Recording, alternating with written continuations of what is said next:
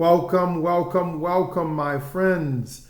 Welcome to the most recent edition of the Bailey Report. I'm your host, Javier Bailey, and today we are taking a deep dive into the most recent indictment of former President Donald J. Trump. Donald J. Trump. This is the indictment out of Washington, D.C. It is a federal indictment, and it is assigned to the United States District Court for the District of Columbia, for the D.C. District.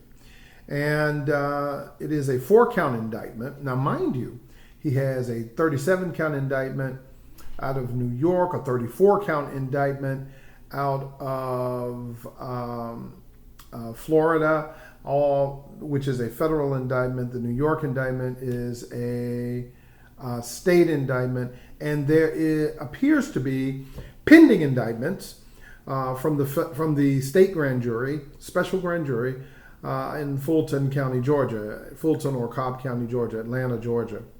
Now, the most recent indictment, though, which came down and was filed on last week on August 1st of 2023, is a very serious indictment. Very serious. And as a former trial lawyer, having practiced criminal law for quite a bit of time, let me tell you something. This indictment is the best written legal document I've ever read. I mean that.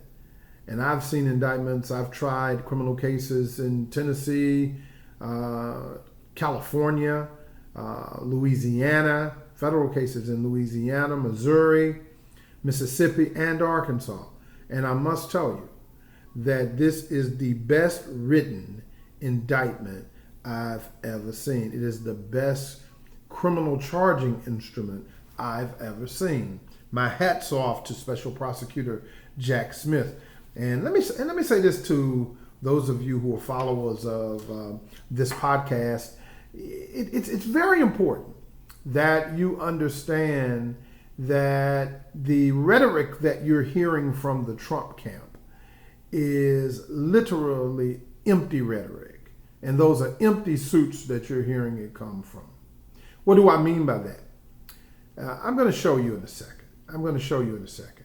But the defenses that many of his talking heads and ambassadors that Trump has sent out, emissaries that he sent out to the various TV stations to defend him, they don't know what they're talking about, all right? And I'm going to show you why as we go through this indictment. Now, the indictment alleges 4 counts, as I said earlier. Count 1 is a conspiracy to defraud the United States of America. Count 2 is a conspiracy to obstruct an official proceeding. Count 3, obstruction of an attempt to obstruct an official proceeding. That would be what we call a lesser included offense. And count 4, conspiracy against rights. Whose rights were conspired? Whose rights did he allegedly conspire to obstruct? Yours and mine. That is our right to have our votes properly counted and to have the person that we elect as president to actually take the seat. And this indictment alleges that Donald Trump did everything in his power. He and 6 co-conspirators. And I'm going to explain all these terms so that you understand them in just a minute. But this indictment alleges that all 6 of them conspired to violate these criminal statutes, these 4 statutes and offenses that I just read to you. So we're going to begin with an introduction. Now, let me first explain what an indictment is. It's very important that you understand the terminology. You see, an indictment is nothing more than a formal charge. It does not mean you've been convicted of anything. In fact, you are always innocent until such time as you're proven guilty. Proof of guilt must come from a guilty plea where you change your plea and you enter a plea of guilty and you accept the overt facts that are alleged against you, knowingly and intelligently accept those facts, or you must be found guilty by a jury of your peers beyond reasonable doubt. Now, let's stop right there for a second. We hear these terms on television and we hear these terms all the time where people say, beyond a shadow of a doubt or beyond any doubt. None of that is legal. The legal terminology is beyond reasonable doubt. That means that all 12 jurors that depart the courtroom and go back into the jury room to deliberate the fate of a defendant must find, and I don't care where you are, this is due process in any state of the union and the federal government as well, they must find beyond reason, beyond reasonable doubt. Any doubt that they have cannot be unreasonable doubt.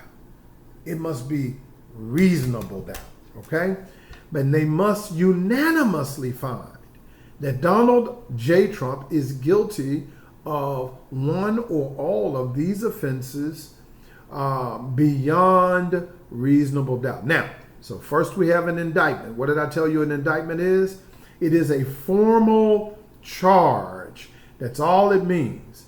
Once you are formally charged by process of an indictment, you have what's called an arraignment. That is your initial appearance in court. Donald Trump had his initial appearance before a United States magistrate judge on these charges. At that time, the judge first the judge asks, do you have a copy of the indictment and have you had an opportunity to read it and go over it with your lawyer? In this case, Donald Trump said he did. And from that point, the judge says, how do you plead, sir? Now, this is very important. All defendants, and let me say that one more time, all defendants, especially if they're represented by counsel, are going to plead not guilty. That doesn't mean that they aren't going to enter a plea, a change of plea, and enter a guilty plea later on. Nor does it mean that they are going to go to trial. But you always initially plead not guilty. Why? Because it is the government's duty, federal or state, depending on where the indictment comes from, to put on a case and show the jurors, show the state or the country that you are guilty beyond reasonable doubt. The defendant never has any duty whatsoever to put on proof. The defendant never has any duty whatsoever to take the stand. The defendant has no duty whatsoever to do anything or say anything. The only obligation of defendant Donald J. Trump or any other defendant, John Doe, Pookie, or Ray Ray, is to show up in that courtroom as ordered by the judge every time the judge tells you to be there unless excused. That's your only obligation. Now, it is up to the defendant and the defendant's legal team to put on proof when they want to, if they choose to. If the defendant takes the stand, it is the choice of that individual, because it is that individual's right, not your right or my right, but is that or his lawyer's right. But it is the right of, in this case, Donald J. Trump to decide whether he wants to go on record and be submitted to cross-examination. One more thing as we get ready to delve into this indictment. And that is that Mr. Trump made a big deal about being called Mr. Trump rather than President Trump by the court. Now, in this courtroom, he is not President Trump. In fact, he's not President Trump, period. Former President Trump is a ceremonial title. He does not hold any office right now. He has no authority over anybody right now. He has no ability to speak for the United States of America right now.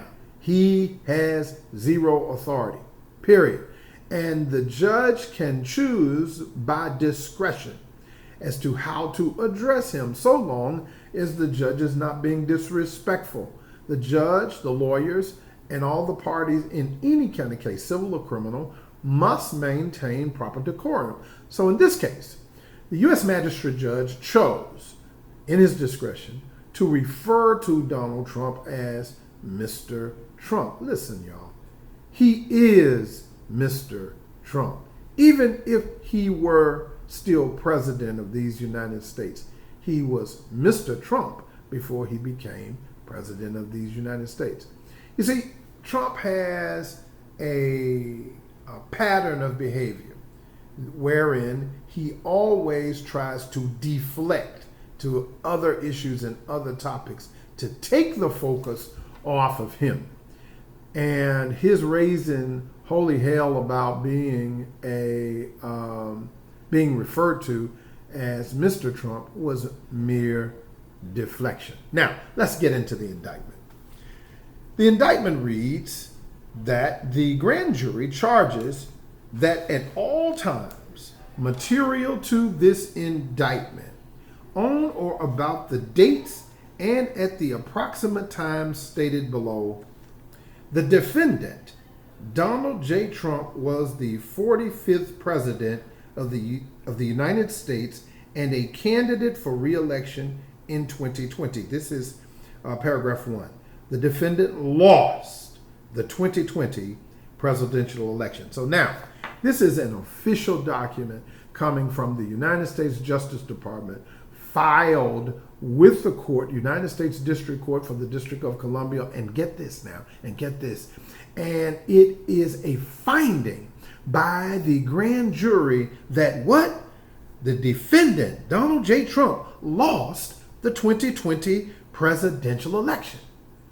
So let it be known that a grand jury that meeting in secret, who had nothing to do with anybody's campaign, made up of Democrats, Republicans, Independents, and what have you, made up of Christians and people of other religions, Muslims, made up of various things, various backgrounds, and various experiences, decided unanimously that, as a matter of fact, the defendant lost the 2020 presidential election.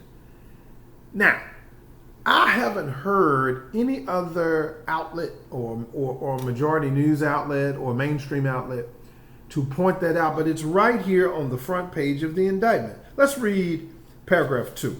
Paragraph 2 says, despite having lost, the defendant was determined to remain in power.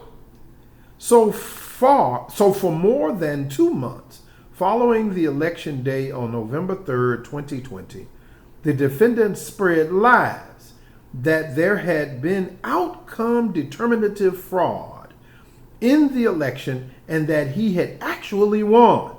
These claims were false, and the defendant knew that they were false. But the defendant repeated and widely disseminated them anyway. To make his knowingly false claims appear legitimate and to create an intense national atmosphere of mistrust and anger and erode public faith in the administration of the election. Now, it is very important that you understand what they're saying here. As I told you, this is a very craftily worded indictment, and it is the best legal writing I've ever seen. What Jack Smith is saying, and his team are saying here, is that Donald Trump knew that he was lying. He knew that he was fraudulently making misrepresentations to the public. and that he knew that there had been no outcome determinative fraud in the election and that he had really won the election. Now, why is that important? Here's why.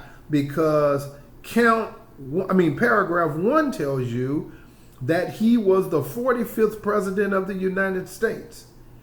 And while being president of the United States, he made these fraudulent and fallacious statements about the election, which means that he did so using his office. You understand the importance of that now? A sitting president knowingly lying to the people, knowingly claiming that there had been fraud throughout the state, throughout all of these various state elections for president, and that the claims, he knew that these claims were false, and yet he continued to widely disseminate the claims anyway. That's the Donald J. Trump that we are talking about. Let's read paragraph 3. Now, this is very important because paragraph 3 of the indictment deals with Trump's First Amendment right. Now, why is that important to me? Because as a lawyer, the first thing I thought about was, now wait a minute, can you charge a person criminally for lying? Well, listen to what it says. The defendant had a right.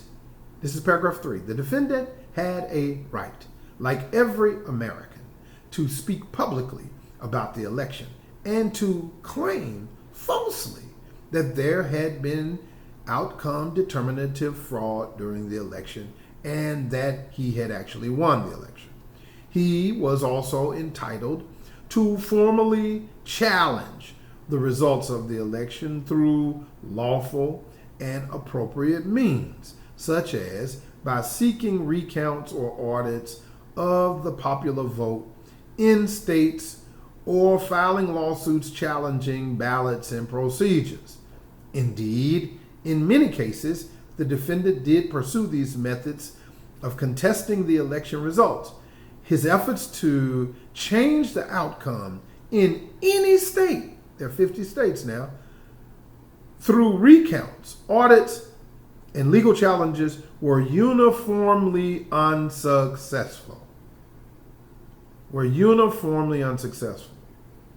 Paragraph 4. Shortly after election day, the defendant also pursued unlawful means of discounting legitimate votes and subverting the election results. In so doing, the defendant perpetrated 3 criminal conspiracies. Now listen to the 3 criminal conspiracies that Donald Trump perpetrated by knowingly following up on these lies and these misstatements, these fraudulent misstatements that he continued to make. Conspiracy number 1.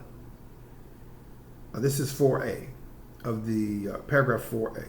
A conspiracy to defraud the United States by using dishonesty, fraud, and deceit to impair, obstruct, and defeat the lawful federal government function by which the results of the presidential election are collected, counted, and certified by the federal government in violation of 18 U.S.C.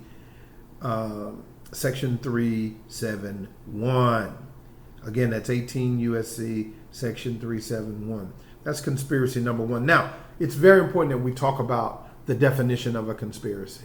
A conspiracy is a criminal act or agreement that requires 2 or more people. You cannot have a conspiracy with just one individual. All right, it requires overt act and mens res. That means knowingly the attempt to knowingly commit these overt acts or to commit these overt acts by 2 or more people. So what, if I do away with the lawyer talk and put it in layman's terms, what that means is that more than one person came together and decided to commit a crime. decided to commit fraud against the government. That's what this means when we talk about conspiracy in this case. Conspiracy number 2. This is paragraph 4B. A conspiracy to corruptly obstruct and impede the January 6th congressional proceeding at which the collected results of the presidential election are counted and certified. The certification proceeding in violation of 18 USC, that's United States Code, section 1512, subsection K. Again, that's in violation of Title 18 of the United States Code, section 1512, subsection K.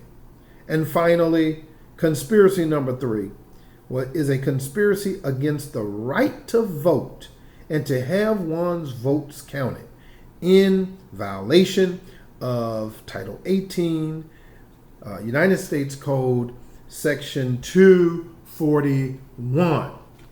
Now, the indictment goes on to say that each of these conspiracies, which built on the widespread mistrust the defendant was creating through pervasive and destabilizing lies about election fraud, targeted a bedrock function of the United States federal government. That function is the nation's process of collecting, counting, and certifying the results of the presidential election, the federal government's primary function. The primary function of a democracy, the primary function of the right to vote, is to have the votes properly counted so that we have outcome determinative results of you and I casting our votes. This, my friends, is of utmost importance in this matter. Let me go further. Count 1. The allegations contained in paragraphs 1 through 4 that I just read are alleged and fully incorporated here by reference. Count 1. From on or about November 14th, 2020 through on or about January 20th, 2021 in the District of Columbia and elsewhere, the defendant, Donald J. Trump, Mr. Trump, if you will, did knowingly combine, conspire, and confederate and agree with co-conspirators, known and unknown to the grand jury, to defraud the United States by using dishonesty, fraud, and deceit to impair, obstruct, and defeat the lawful federal government function by which the results of the presidential election are collected, counted, and certified by the federal government. Let me say that again. That Donald J. Trump is charged with defrauding the United States government through various conspiratorial activities by using dishonesty, fraud, deceit to impair, obstruct, and defeat the lawful federal government function. That's the counting, collecting, and certifying of federal elections. The purpose of the conspiracy, this is paragraph 7, the purpose of the conspiracy was to overturn the legitimate results of the 2020 presidential election by using knowingly false claims of election fraud to obstruct the federal government function by which those results are collected, counted, and again, certified. What is the federal government function? To collect, to count, and certify the casting of your vote, my vote, your mama's vote, my mama's vote, and every vote in this country. That's what democracy is all about. Now, the defendant's co-conspirators. Now, I want you to listen to this very closely because the indictment mentions co-conspirators, but these co-conspirators are not listed by name. They're listed as co-conspirator number 1 through co-conspirator number, I believe, 6. Yeah, 6. Now, it's very important. I want you to hear this from me, okay? I'm going to tell you today who these co-conspirators are. All of them but one, although we believe we know who number 6 is. But I'm going to tell you who co-conspirators numbers 1 through 5 are. And now, here's the disturbing part. Every single one of them is a lawyer. Every single one of the co-conspirators are lawyers. Every one of them is a lawyer. Why is that so important? Here's why. Because Donald J. Trump might have a First Amendment right to spread lies, to go to court and tell lies, to tell lies to the people, but no lawyer does. No lawyer has that right. No lawyer has that right. We don't have the right as lawyers to disseminate lies. Whether you're in court or out of court, whether it has something to do with a client of yours or not, it is conduct unbecoming, it is unethical conduct, and it will result in the disbarment of every lawyer I'm about to name to you.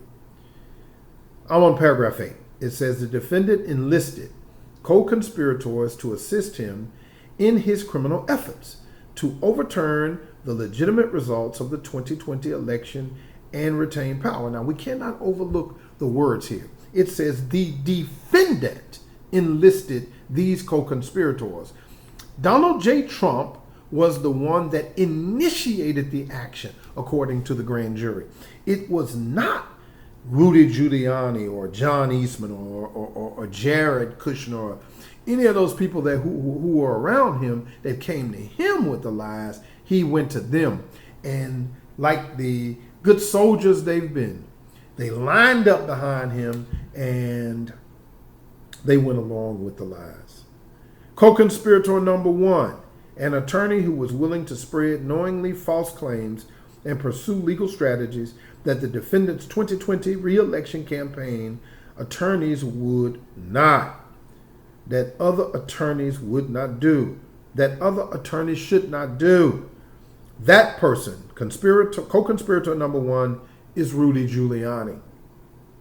Co-conspirator number 2, an attorney who devised and attempted to implement a strategy to leverage the vice president's ceremonial role of overseeing the certification proceeding to obstruct the certification of the presidential election. My friends, the Bailey report tells you right now that co-conspirator number 2 is attorney John Eastman.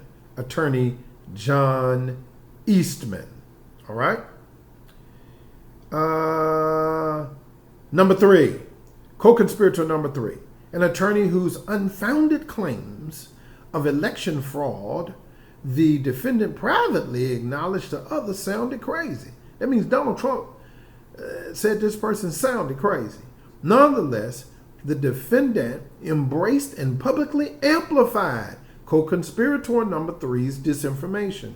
That co-conspirator is attorney Sidney Powell. Miss Sidney Powell, another lawyer.